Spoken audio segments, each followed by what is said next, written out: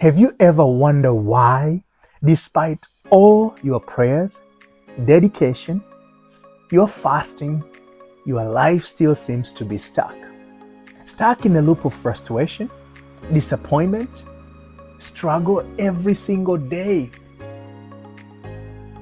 Think about it. And I want you to ponder upon that and ask yourself, why is that the case? What if I told you that the barrier that keeps you away from experiencing the life you want is not out there, nor any other far away from you? In fact, it is you. I know what you think, and you might start saying, Alpha, you're out of your mind and everything else. But hear me out. Because if you have wondered why, then you must be interested to know why that is the case. So give me an opportunity to share that with you, to break it down so that you can see that where I'm coming from. And hopefully you can find something to hold on and start changing your journey and turning it toward a direction where you want to go. When I talk about you, I'm actually talking more specifically about something called self-love. Self-love has unknowingly chained you far away from experiencing life that God has promised for you. And you say, Alpha, what God has promised for me? We're here talking about the scriptures and how can you use them to give you the break free from all that you're experiencing as painful experiences. So if that is the case, we have to look back at those scriptures. And in the book of Jeremiah 29:11, there is an interesting statement there. God says, I know the plans I have for you. And guess what? The plans is to prosper you. But what I love about that scripture, it not only talk about the plan is to prosper you, it says actually the plans is never to punish you. It's never for you to suffer. It's never for you to struggle. Instead, it's for you to have hope and have life in those things you hope for. Very interesting declaration. And you wonder, why have you been spending time asking God to show you His plans in your life? Can you relate to feeling trapped? Feeling in this loop of cyclical moment? You see that events that happened last year, the struggle you went last year, again about the same period of time you're experiencing the same things. Are you feeling that? Are you experiencing that? Can you relate to that? And if you can, do you feel the urge or the desire to say, I want to learn more. I want to experience life differently. I'm tired of the cycle that I've been. Especially when you look farther ahead of you and you say, I cannot see how am I going to continue to survive or live in this way. Pain, struggle, challenging, difficult, frustration, all of those seems to be the table you sit in, the chair you partake in, everything else. For me, this journey started in sometimes about 2008. But before I do so, if we've never met before, my name is Alfam Shihiri, and I am a life coach. Specifically, I help people through the scriptures and psychology as well as neuroscience to break free from the limitations that have chained them and able to experience life the way they need to experience. In essence, to elevate their lives from where they are to where they need to be. There's a whole lot of things that happen in between there, but really, at the end of the day, I work with you and many others to help them elevate the level and experience they have in their lives. And I use scripture, science, and psychology as tools and resources to be able to guide you step by step so that you can be able to elevate yourself. I don't do the elevation, but I'm going to guide you providing with tools and resources so you can be able to build a house for yourself, a house that is of your own interest. So sometimes 2008, life prior to that period of time to me seems to be very, very wonderful. I had a business that me and my wife started when we were broke. We had no dime in our name, literally. And our expenses, we didn't know how we were going to meet them. But at that time, I didn't know what I'm going to share with you. But yet, I applied it unknowingly. I started a business broke. It is not the brokenness that makes or break the business. It is what you're going to learn here is that which breaks or makes a person. And for me at that time when I started, things started getting better each and every single day. I started the business in the basement of my house with my wife. Eventually that business grew out and we went and rented a single office. That single office multiplied and acquired almost half of the entire floor in that building. Quite a success. From broke, no money in our name, to being very successful, the business generated a profit of about $1 million. So life was quite good. And 2008 hit.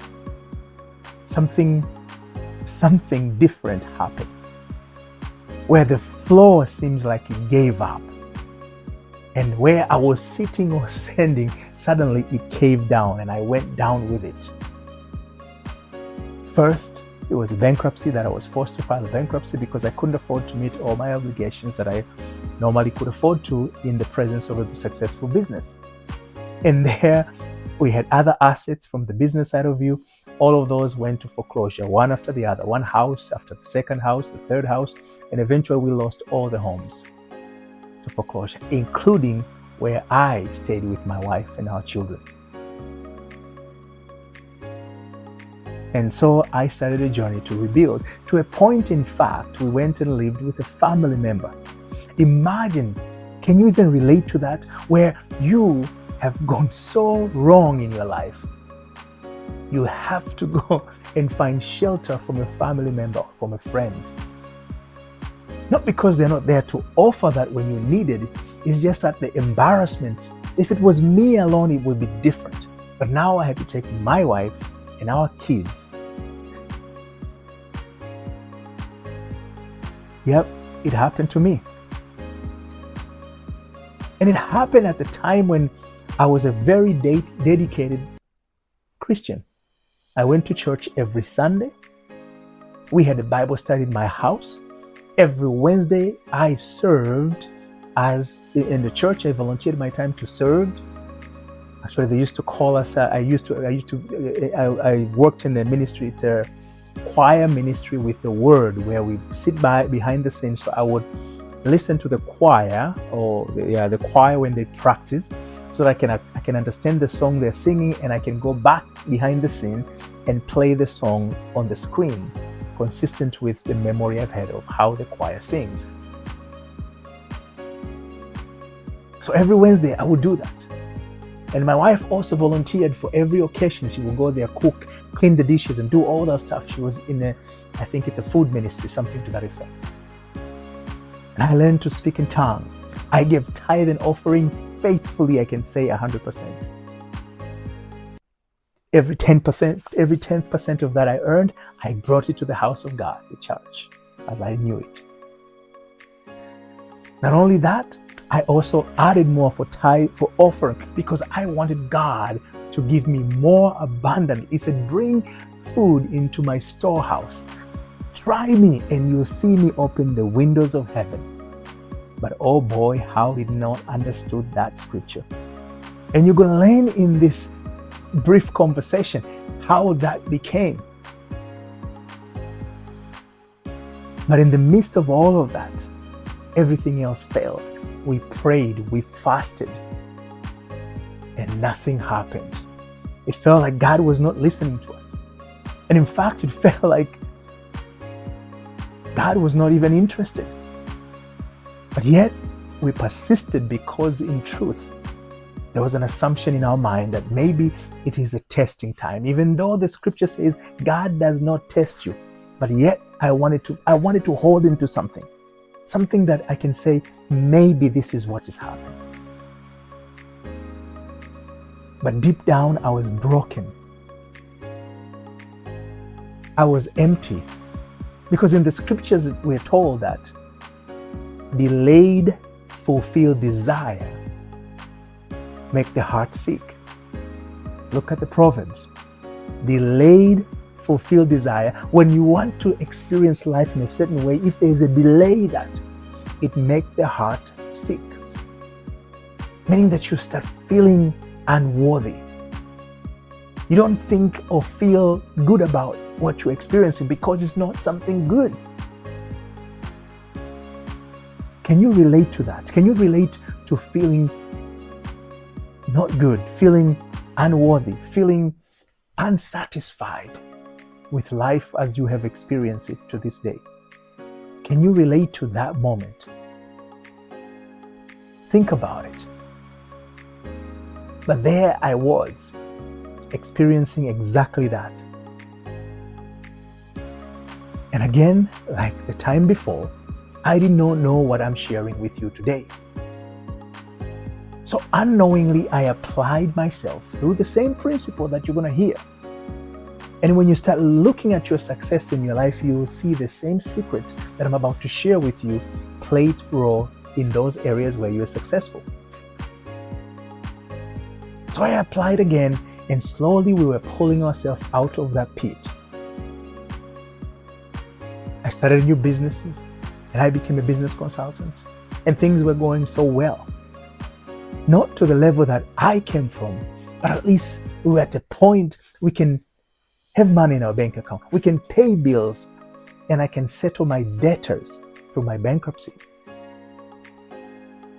Because it was chapter 11. So I was still obligated to pay a certain portion of my debt. And now with that consulting business and everything else, I was able to start paying bills.